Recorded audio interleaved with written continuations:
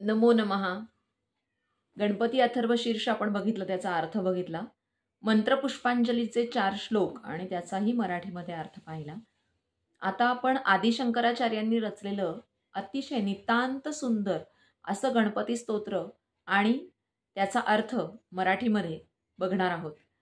आणि तुम्हालाही लक्षात येईल की 6 श्लोक आहेत त्याच्यामध्ये, पण इतके सुंदर अर्थ आणि अतिशय सुंदर नावं गणपतीची, विशेषणं अशी या स्तोत्रामध्ये आलेली आहेत.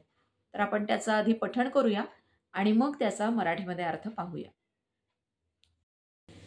सुवर्णवर्ण सुंदरं सितैकदन्तबन्धुरं गृहीतपाशकाङ्कुशं वरप्रदाभयप्रदं चतुर्भुजं त्रिलोचनं भुजङ्गमोपवीतिनं प्रफुल्लवारिजासनं भजामि सिन्धुराननं किरीटहारकुण्डलं प्रदीप्तबाहुभूषणं प्रचण्डरत्नकङ्कणं प्रशोभिताङ्घ्रियष्टिकम् प्रभातसूर्यसुन्दराम्बरद्वयप्रधारिणं सरत्नहेमनूपुर प्रशोभिताङ्घ्रिपङ्कजं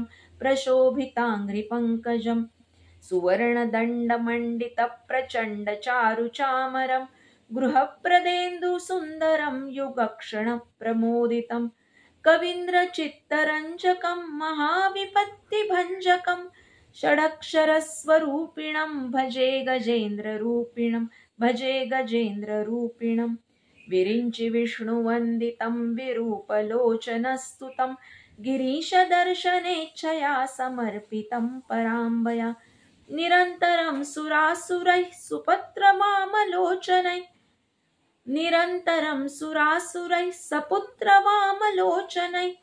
महामखेष्टकर्मसु स्मृतं भजामि तुन्दिलं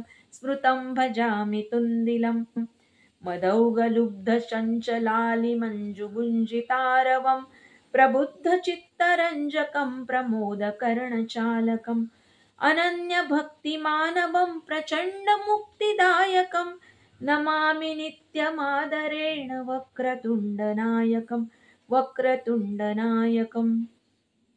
दारिद्र्यविद्रावणमाशुकामदम् स्तोत्रं पठेत् एतजस्त्रमादरात् पुत्री कलत्रस्वजनेषु मैत्री पुमान् भवेत् एकवरप्रसादात्